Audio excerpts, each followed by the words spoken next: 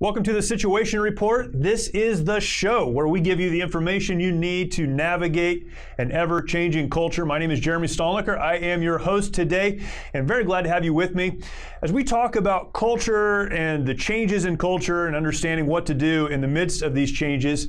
We've had some great conversations. Our conversation today is a little bit different, perhaps, than we've had in the last couple of weeks, but what an incredible conversation you are about to listen to.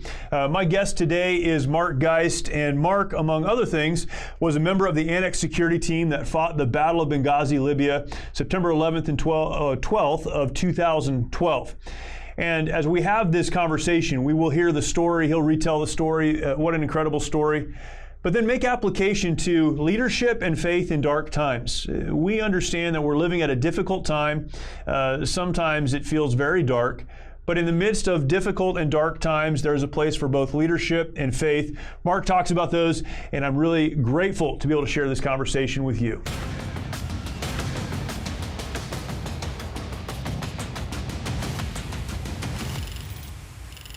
Co-author of the best-selling book, 13 Hours. He's an international speaker, founder of the Shadow Warriors Project, which I'd like to talk about for a few minutes today as well. And maybe most important, I don't know if it's the most important or not, but the one that jumped out at me, all the wonderful things Mark has done, former United States Marine, and that's the one that, that always gets me. You have the right background, so that's why you've been able to do the rest of it. Man, I really appreciate you taking some time to jump on with us. Really honored to have you on. Hey, thanks for having me. It's great to be here.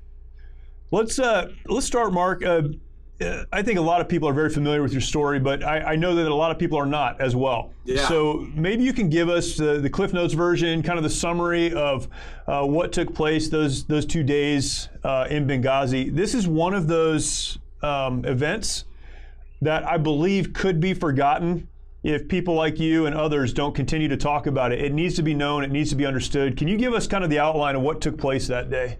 Well, and to follow in with what you just said, is that's one reason why we wrote the book, because, you know, the politicians, and we tried to keep it away from the politics because, you know, they were screwing it up enough already, you know, but it was either them telling the story for history or us. And the best way for us to do it was put it in a book, because once it's written into a book, it's going to be forever there. They can't change that. Yeah. You know, minus just burning all the books, but, you know, God willing, that's not going to happen anytime soon. Right. But, yeah, it was, you know, you kind of covered it a little bit. I was in the Marine Corps for 12 years. I came from a family of veterans. My grandfather was a World War II. He was really kind of my hero. He was a World War II tank commander. Had 5 Purple Hearts, 2 silvers, a Silver Star, Bronze Star, North Africa campaign, which was kind of interesting that, you know, when you go back and look at where a lot of the battles were fought in North Africa, there's a good chance that he probably ate some of the same sand as I did when I was in Libya. Wow. But then I had 3 uncles, 2 in the Navy and then 1 in the Marines. He was in the Marine Corps from 1958 to 1968. And that background was probably what really pushed me into the Marine Corps, which ultimately, you know, after 12 years in the Marine Corps, I worked in law enforcement for 6 years. Had my own business doing bounty hunting for 3 years, which then led me into the contracting world, and ended up in Benghazi on September. Well, I actually got there about 45 days before that. And, you know, September 11th was, for us, it was every day's, you know, it's every day's a September 11th. But I had been out in town that night with a female case officer. We were meeting with a local Libyan couple for celebrating their daughter's birthday.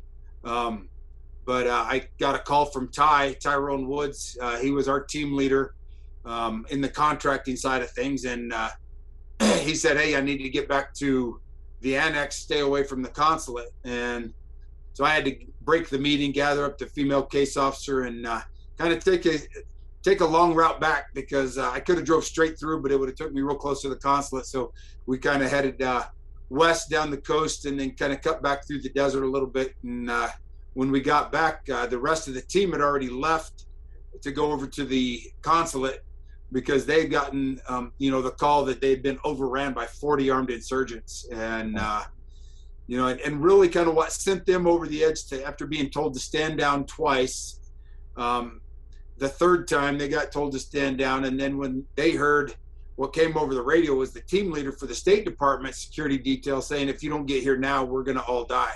Yeah, wow. Now, obviously there was a few expletives in there as well. And you could hear the fear and the panic in his voice. And, right. I heard the same thing over the radio once we got in the car and turned on while we were driving back when I got our secure comms up. But they had moved over there to get eyes on target, assess the situation from their eyes instead of depending on a third country asset. I had taken over security when I got back at the Annex and, basically covering about 26 people, making sure that nobody came over and started on our place what they were going to do over there. Our team, Tig, Tyrone Woods, Jack, DB, and Tonto split up into two groups. 3 came through the front gate while the other 2 got to an elevated position to try to provide both cover fire and let them know what they're coming into. And Tig and Jack and Tyrone came through the front gate and were basically confronted by 40 armed individuals. I mean, you didn't know who was who because they're all in civilian clothes of some sort or another. Right. Your best bet was, it's kind of like playing a gunfight. Whoever points the gun first or who moves for a gun gets shot. And, and you being a Marine, and you understand that, the only way 3 people can take over something like that is between 2 things. It's the element of surprise and the sheer violence of action. Sure. And when they come through the front gate, anybody that was not supposed to be there started getting shot in the face. And, I think the surprise and the overwhelming velocity of fire that they brought forth, just those that didn't get shot and killed pushed off the back of the compound. And, and really it's through the grace of God. I kind of call it our 7th man that was on our team that night. Yeah. And it was Christ himself looking over us, God putting his grace and protection over us, because, you really think about 3 guys going up against 40 who had already been there for 15, 20, 30 minutes. So, thank goodness they weren't trained well. Yeah. They didn't start setting up their defensive positions. They didn't plan on a counter assault. So, all the things kind of fell in our favor and we're able to push them off. They found Sean Smith's body. He had been deceased from smoke inhalation. Started searching in and out of the building for the ambassador. Couldn't find him. Started to get a counter assault from the back gate. They went up on top. Tig went up on the top of the roof. Another great Marine that was there.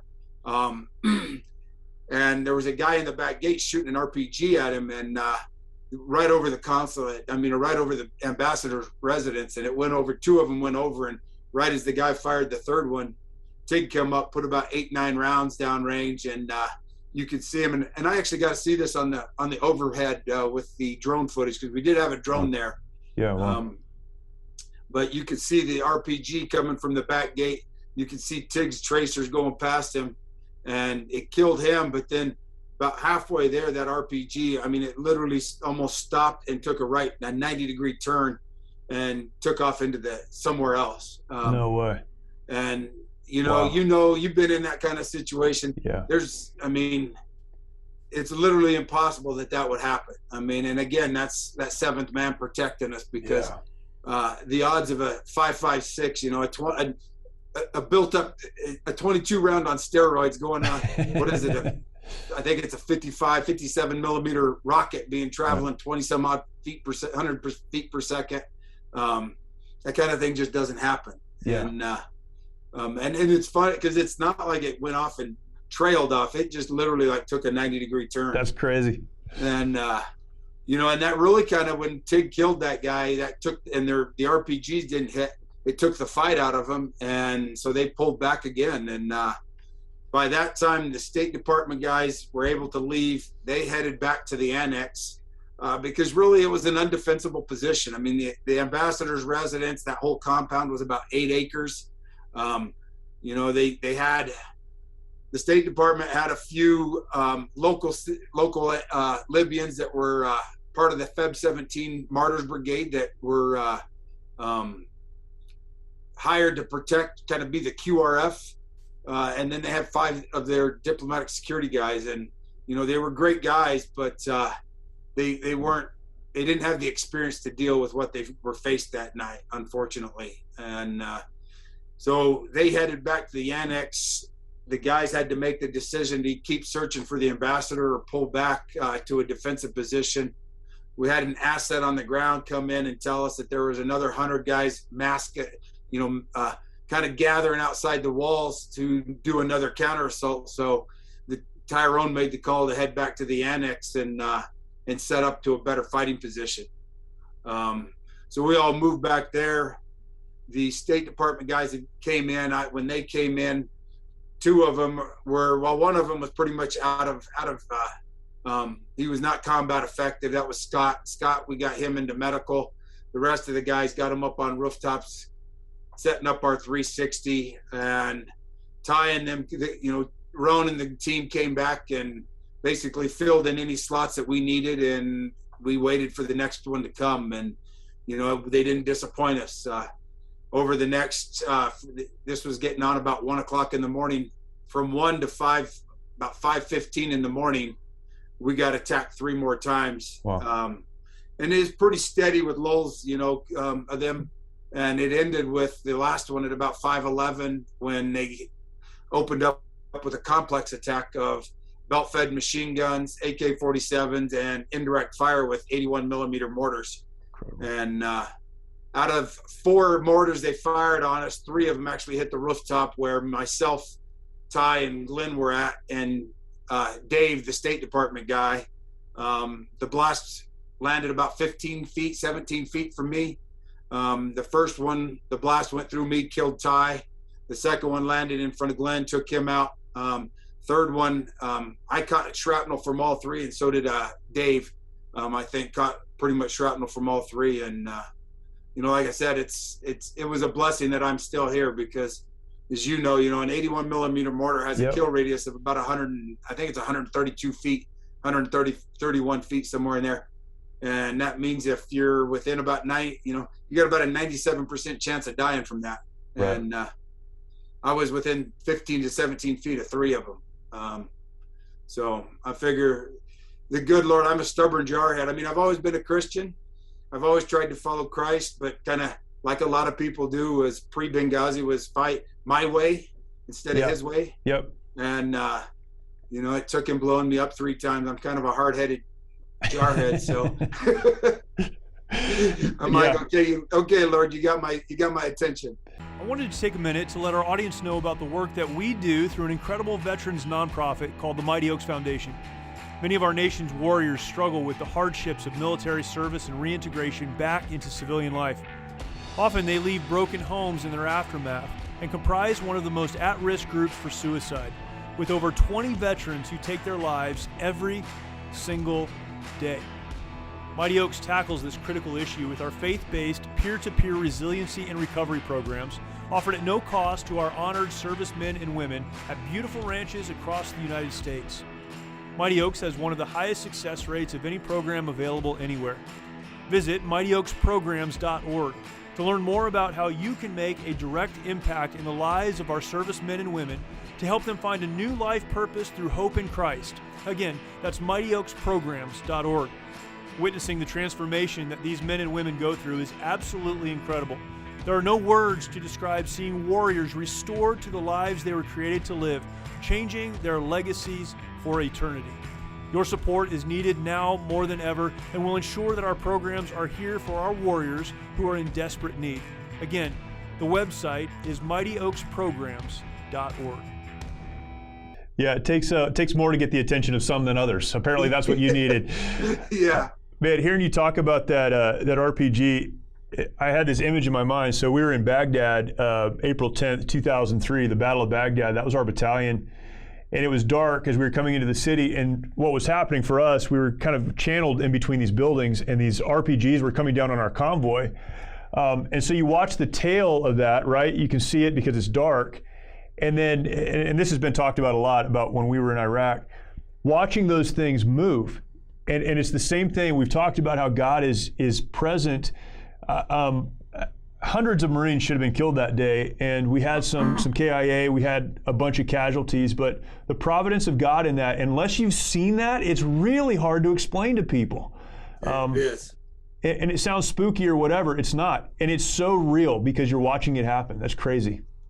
Yeah, and people, I think part of it is people, unless you have that relationship with Christ, a good solid one, you try to put things in ways that make it understandable.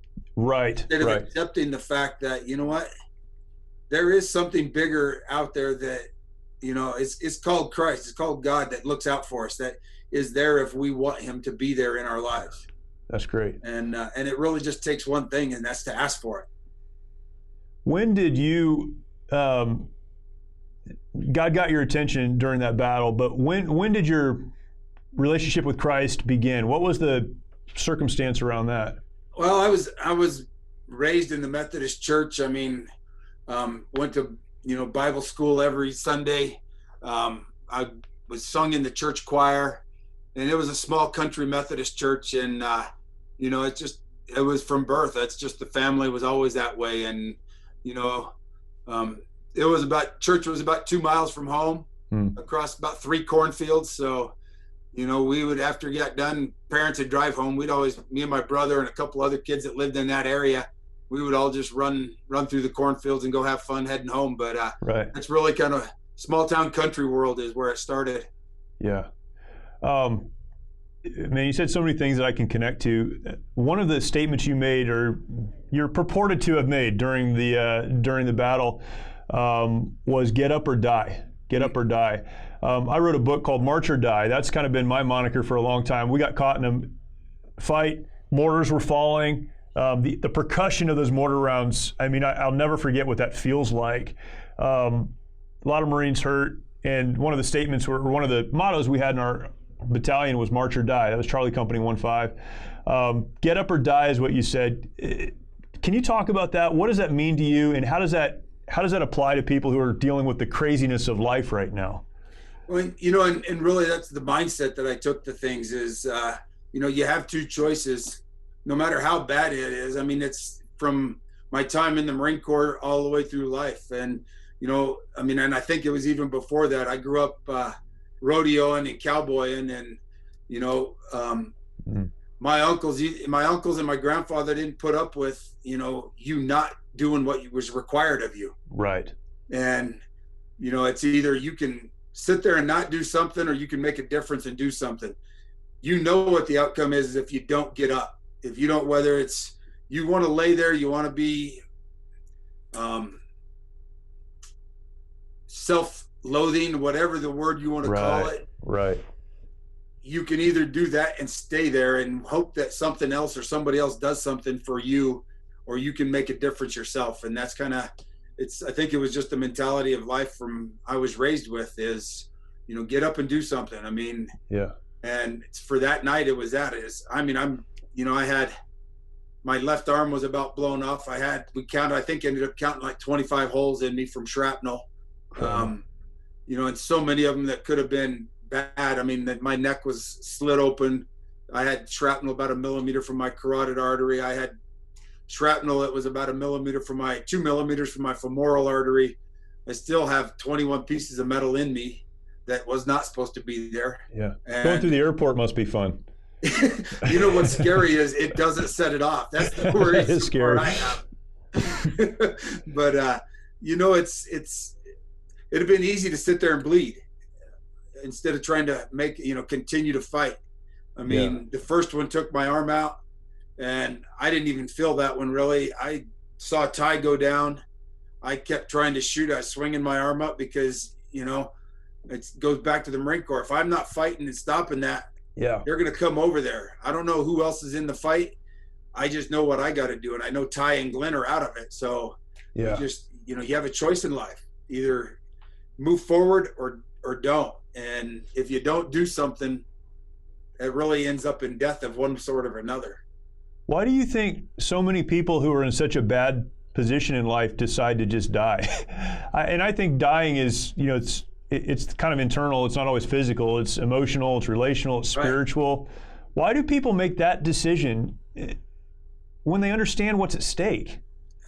I sometimes wonder if they truly do understand what's at stake. And, if you've never, what's that saying? And you hear it a lot now is, hard times build strong men.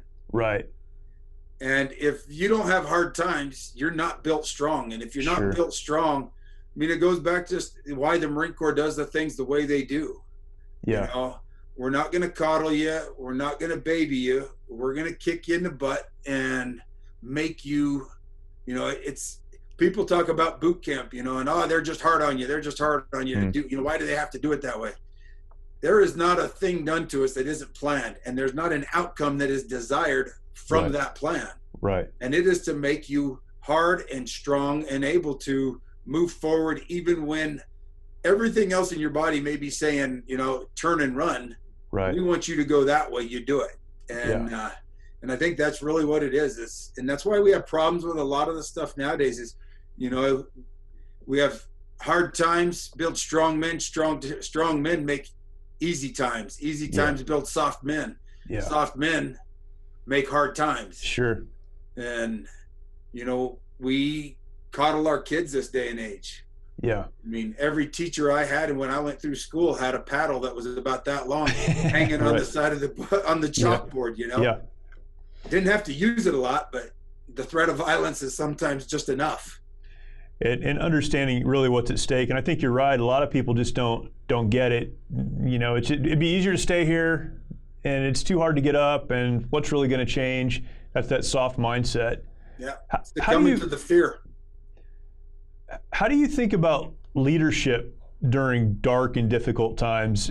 Obviously, there were a lot of people involved in what happened in Benghazi. You've been in a lot of situations in your life, not just that one. And those difficult times require leadership. It's easy to define leadership when, we're sitting here talking or in a book or something. How do you define leadership in a situation that's just overwhelming? I think we're lacking it right now, but I do too. I think it kind of goes back to what we've been. It's being strong. And I think one thing is a lot of people don't understand the difference between management and leadership. Yeah. Management is about yourself. Leadership is about those underneath you. Yeah. And when I'm there to take care of people and make sure they go home, yep. There's certain things, it's, the Marine Corps, we got the acronym JJ did tie buckle. Yeah. It's those traits that are there that we teach from day one in boot camp. Really, you start beforehand when you're at the recruiter's office, start learning what those are. And it's ingrained into you and then forced into you when there are hard times. And, we're not soft on those that fail. You're not going to, he made a bad decision. We're going to let him slide. It's the people below you hold you accountable. And, as we say in the Marine Corps, you can delegate your authority, but you can't delegate your responsibility. That's right. But leadership also doesn't have to be the guy at the top, because that isn't always where it's at. Yeah. Sometimes it's each of us that doing what we can to make a difference in somebody else's life. To me, it's that simple. If I'm doing something to make a difference in somebody else's life, that's leadership versus management, I guess. Yeah, no, that's great. And I think that subtle shift in understanding leadership is about other people. It's not about me. Then it doesn't matter where you find yourself. It can be on a rooftop. Maybe you're not the positional leader, but here, I'm going to do what I can to serve others. Maybe it's in your home. Maybe it's somewhere else. Yeah. Man, that's awesome. How do we, so you and I were talking briefly before we started recording, and I said, hey, talk about faith if you want to. And you said, I'm going to. I don't care who's asking or something like that, right? And this is an important thing. You have a great story. A lot of people know your story, but every time I've heard you interviewed, every time I've heard you talk about faith and you stand up for faith. How can we, as people, in a world so opposed to faith, continue to stand up for it? I think that is so important. You've modeled this, you've done it. How can normal people do that? Well, I think it's the same thing as, you look at what Christ did for us. Yeah. He didn't do it for him. He did everything he did for everyone else. He didn't go to and try to preach to the leaders. He preached to the people that needed it the most, and wasn't caught up in the religion of that relationship with Christ. It's funny because I'm a Persian Farsi linguist. Marine Corps felt some reason why it was important to send me to language school Sure. and to learn Persian Farsi back in the 90s. Wow. But one of my instructors, he was an Iranian by trade, and he'd worked with the U.S. government when the Shah was in, and his thing was religion is a man-made thing. Your relationship with the Lord is a personal thing. And I think that people get caught up in the dogma of religion, and we need to get focused on not the procedures of it, but doing the right thing. And that's the leadership that we need from each individual. Is it's easy to not be involved. You don't have to stand up and speak it, but you have to live it.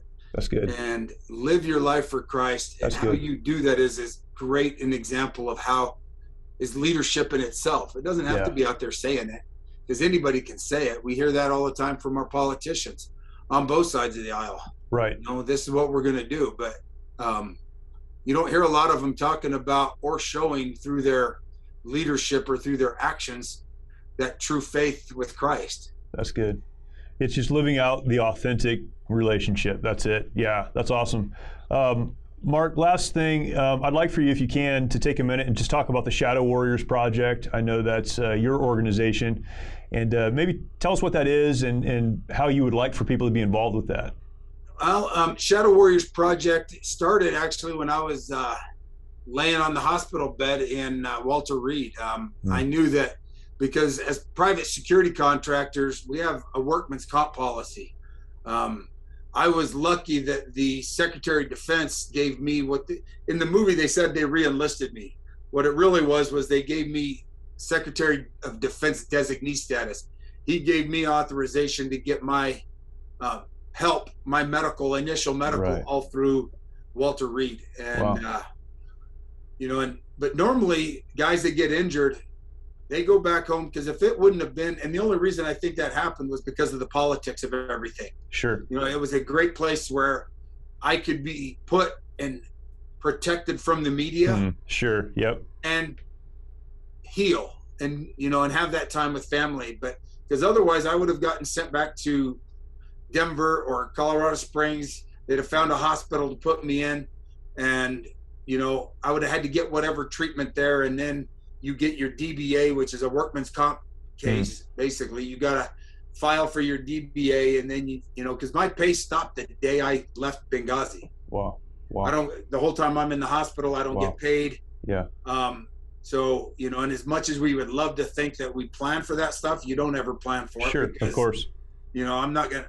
That ain't how you live. You know. So we struggled a lot because I didn't get my first check until after January into the next year. But somehow people always, we would get an envelope with cash in it. People that just wanted to help, that knew who I was then. From the office, from my background, from the military, from law enforcement. So we were always able to make bills meet. And that's kind of, we were sitting there thinking, we can't let this happen to somebody else. And so we started it to take care of those and the families of those that get killed and injured as private contractors and private security contractors. But it's really kind of grown, especially last year. Over the last 2 years, it's grown a lot, where we now have a canine program where we're giving canines to service dogs to veterans as well as contractors, which most of us that are in the contracting world, at least the security contracting world, are military veterans as well.